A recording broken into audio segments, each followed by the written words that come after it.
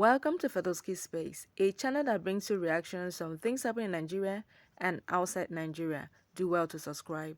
No longer news that thousands of Ghanaians took to the streets sometime last week demanding that their government begin the immediate extradition of Nigerians living in that country. The bone of contention, according to several placards caught on video being brandished by the protesters, included Nigerians becoming masterminds of kidnappings and ritual killing in Ghana. Several other ways through which they have progressively become a rising nuisance to Ghanaian society, as well as appropriation of economic opportunities that should ordinarily be at the disposal of the country's citizens.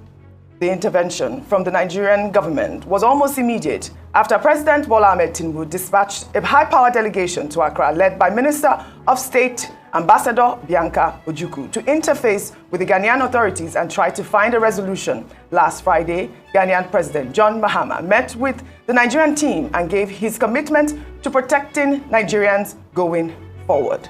Well, for greater introspection on this matter, we're now being joined from our Arise Abuja studio by Abike Dabiri Erewa, the chairperson of Nigerians in the Diaspora Commission. Good morning, and thank you for joining us on the morning show. Good morning. Nice to be with you this morning. Ojiana Deswa, good morning. And Steve Ayorinde is here with us. Good morning, Steve Ayorinde, saying hi to you, Mrs. Abike Dabiri Erewa. Fantastic. Well, how are you? Fantastic.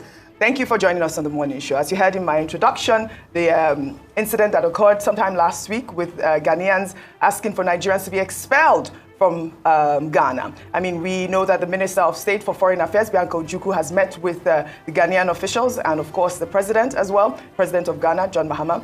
What is now the role of NIDCOM in this specific diplomatic engagement, and how is the Commission collaborating with the Ministry of Foreign Affairs for resolution on this matter? Well, NIDCOM is part of Foreign Affairs. NIDCOM is the newest baby under the Ministry of Foreign Affairs. So, as you said in your report, just like many other situations, the ministry, in fact, the president immediately intervened, and we're glad that even before that there was calm in Ghana. And like I'd said on several issues, the Senate intervened. We spoke with our people. The first thing was for me to call our people in Ghana. In fact, when I was calling them about what was going on, they were like, "Look, there's calm here." It's not one person, one Hazan IRA or something, did that, incited people. And we told our brothers and sisters in Ghana, do not respond. By the time you are responding, you're making the situation worse. And I'm glad that Nigerians stayed calm, as we advised them. So we remained in touch with them. And the minister's intervention on the orders of Mr. President went very, very well. And, for a long time, we've been having skirmishes here and there, not anything really deep. But as you said in your intro, those accusations are actually not true. One person may do something wrong, but don't generalize and say the whole country. But even before the president's intervention through the minister, the Inspector General of Police in Ghana had actually called the guy for questioning and interviewed him based on things they had even been doing in the past. And we keep appealing to Nigerians, just remain calm no matter what happens. And we're glad that the Ghana thing, and I keep saying the Ghanaian government, or even the generality of Ghanaians, do not have that opinion or that vision about Nigerians in Ghana. So I'm glad the way the whole thing went. But we keep monitoring the situation, and we go to Ghana from time to time, meet with our people. There's so much we're doing, and they're doing very, very well in Ghana. But at the same time, we appeal to Nigerians, as the president always appeals to them, anywhere you are in the world, obey the laws of that country. But we as a country will also ensure that you do not suffer for a crime you don't commit. So we're glad the way the whole thing went. I will keep monitoring the situation. All right, thanks, Mrs. Dabiri Erewa, for that introductory clarifications. But then it's also important to find out, I'm not sure if you were part of the delegation to Ghana, but of course I know that you are never far from Ghana and the Nigerian communities there. But then the allegations against our people were quite weighty.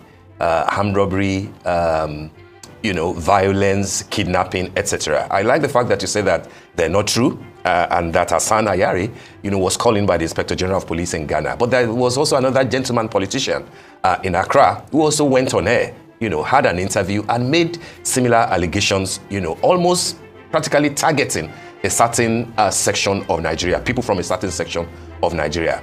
You and I know, Mrs. Dabiri Erewa, that this is not the first time that you'll be hearing things like that. My question to you is, are we distilling what the issues are and what the complaints tend to be, not just in Ghana, but in a few other places where people tend to think that maybe there is overdue from some of our brothers and sisters, who are in the diaspora, maybe in communities in Africa and elsewhere, what your people, my people will call asheju.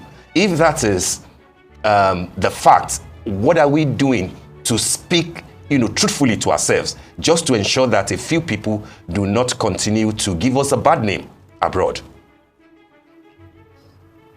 Well, thank you very much. If you followed, my job as in this as NITCOM, or even before NITCOM as SSA, every time, in fact, there was a time when we did something happened in the UAE where 4 Nigerians actually went to rob a bank daytime. I came out, called out their names, and I was accused of, it's because they come from a certain tribe. And I said, no, crime does not have federal character.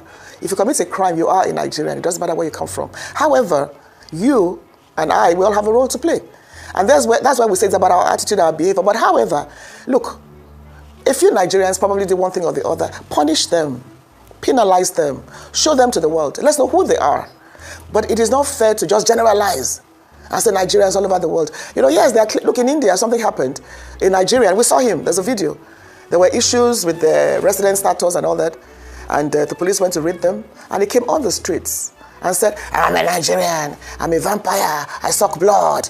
And they, of course, and you're not calling us, see what they're doing to us. You can't be the aggressor and claim to be the victim. So we've handled that all the time. But what I'm saying is that one person cannot commit a crime that you say everybody. Yes, there may be asheju, as you said, and we know that happens a few times. But if one person does that, you can't judge a million people with that. So what we keep saying is that person, okay, Ghana accused them, or when you came, we're saying kidnapping has never happened before, armed robbery has never happened before. Arrest those people. Let us know them. And I've been saying that when people commit these crimes abroad, when they're coming back home, they must be interrogated by immigration. There have been cases where crimes were committed, they were sent back and they just walked away. So what we're saying is that no matter the circumstances, we cannot generalize. Even when you say one ethnic tribe, we cannot say everybody from that tribe. However, there are excesses on the part of some of our people, but one bad apple should not judge the whole bunch. The bad should not spoil the good, because the good are more than the bad. So in every country where that happens, discipline them. Let them pay the penalty. Let them face whatever consequences.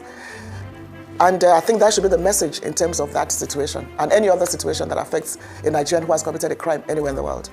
Thank you very much. Now, you've given us an example of someone saying, I'm a Nigerian, I'm a vampire, which is, as you said, ridiculous behavior. But I also wanted to ask you about the Kemi Badenoch, who is obviously a leader in the UK, the head of the Conservative Party, who says that she no longer identifies as a Nigerian. How difficult is it when trying to spread Nigeria's message in the diaspora, when individuals, even Kemi herself, say they might not identify as Nigerians? Do you think that she is a positive representation of what a Nigerian woman should be, particularly one who rises through the ranks?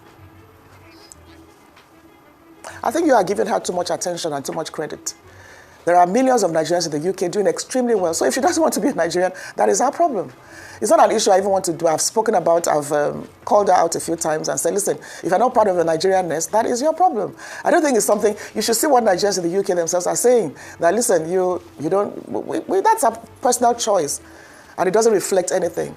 In the same vein, we have the footballer, who is also British Nigerian. Sorry, her name escaped my mind. British Nigerian, who chose to play for Nigeria. So I don't think we should pay much attention to people.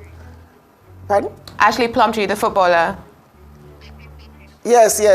Look at her. We're proud of her. We're proud of many. We have mayors in the UK. In fact, Nigerians are winning more elections all over the world. Nigerian Americans, Nigerian British, Nigerian Canadian. So why pay attention on one person? That is what she wants to do. That's her personal decision. It doesn't reflect anything. And she has her own, some things may be wrong with her past or something. I don't know, but that is her personal decision. That is her personal choice. But it means nothing to me. And it should not mean anything to any one of us.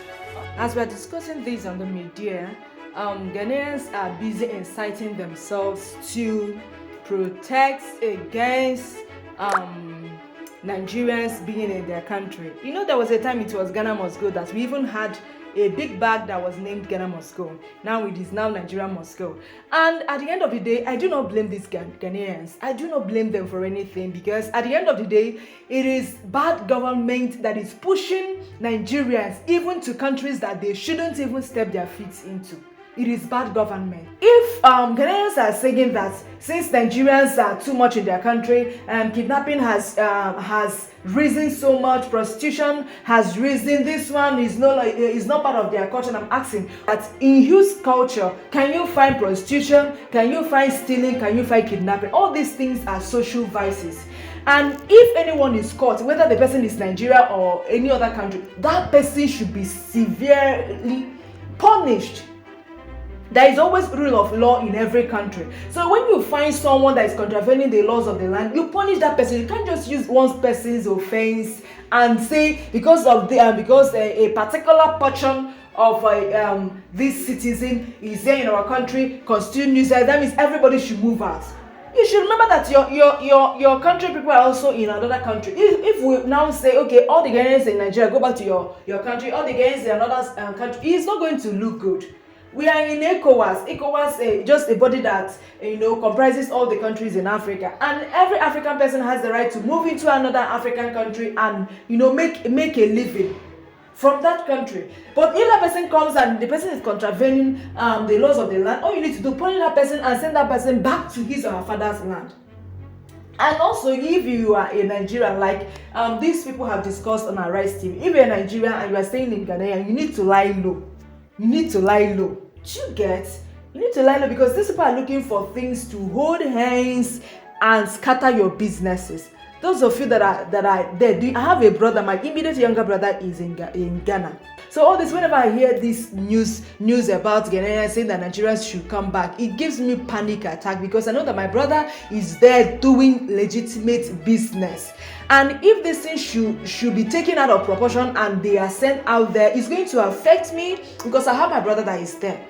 And if you're one of those that are constituting nuisance in Ghana, if you're a Nigerian that is watching this video, you're one of those constituting nuisance, God go punish you. The thought that we go fire you is still there. Sambisa forest, they do press on. Do let me know what you feel in the comment section of this video.